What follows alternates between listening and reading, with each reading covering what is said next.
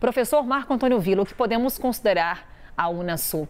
Trouxe aqui essa ponderação feita por Bolsonaro na oportunidade, quando retirou o Brasil. O que a gente pode avaliar em termos de reinserção do país no grupo? Bem, o último presidente do quadriênio presidencial, acho que discutia, não conhecia nem a geografia, imaginava que o Chile fazia a fronteira com o Brasil. Bem, aquilo que eu aprendi na minha aula de geografia faz tempo, é que dois países não fazem fronteiras com o Brasil, né? Na América do Sul, Equador e Chile, nem isso ele sabia. Então, nós estamos falando de alguém pouco propício ao estudo, à reflexão, e por isso que abandonou a carreira militar, porque sabe que a carreira militar é necessário muita dedicação, muito trabalho, muito estudo para chegar lá em cima, para ser um general de 4 estrelas, o que ele nunca seria. Bem, ponto 1. E todos os militares de alta patente sabem da sua incompetência e falaram para mim, vários, não um, vários. Bem, então vamos passar para o ponto 2. Eu não acho isso a questão. Agora, é necessário o governo não querer arrumar uma série de tarefas. Há uma questão na história militar que você não pode travar uma guerra numa ampla área, numa frente de batalha como na Segunda Guerra Mundial, que é de Leningrado, Moscou a Stalingrado. Nomes da época, né? Porque Stalingrado hoje é São Petersburgo, Moscou é Moscou e Stalingrado hoje é Volgogrado. E um dos erros, entre tantos, da Alemanha nazista na guerra, né?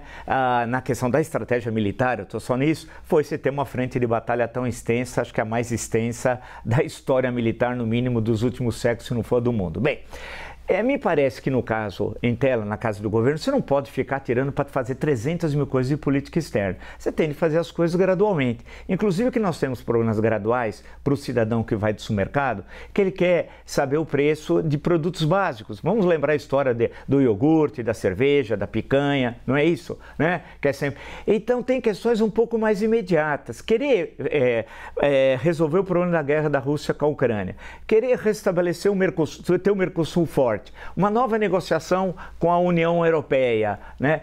Tudo isso demanda tempo. Pensar na Unasul concretamente para quê? Eu acho que é importante que as pessoas trabalhem unidas, mas cada país, vamos trabalhar. Eu fiquei 10 anos dando aula de história da América Latina. O Chile, por exemplo. O Chile está voltado, evidentemente, para o Pacífico, né? A economia chilena está preocupada, junto com o Peru, tem uma aliança do Pacífico, que não tem nada a ver com o Unasul e com o Mercosul, que são duas coisas diferentes, claro. Então, nós temos de entender que os países da América do Sul têm projetos nacionais diferentes do que o nosso. Nós somos um país atlântico. O Peru, por exemplo, tem relações até há muito tempo históricas, estão também com o mundo do Pacífico. Então, esses países têm outros projetos. O Chile, em termos de inserção na economia Ásia-Pacífico, que é onde o capitalismo hoje está mais desenvolvido e será durante todo esse século, não precisa ser pitoniza, né? É diferente do Brasil. Então essas tentativas ficam muito mais no campo da retórica do que da eficiência diplomática e principalmente econômica, né? De aumentar a circulação econômica interna, criar uma espécie de grande comunidade, uma espécie de comunidade europeia, na comunidade da América do Sul, né? Um mercado comum que poderia até ter uma moeda comum, que é um absurdo quando se fala em moeda comum aqui na América do Sul também. Isso não vai ocorrer.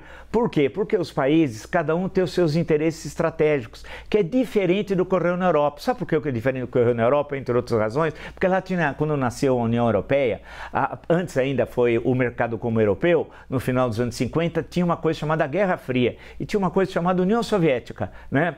Aqui não tem nem Guerra Fria e nem tem União Soviética. E os países, cada um tem os seus projetos. Então o Unasul pode ser criado, se reúne, batem papo, conversam, fazem boas reuniões, tomam bons vinhos, etc. tal, mas de concreto vai ter pouca eficiência, sinceramente falando.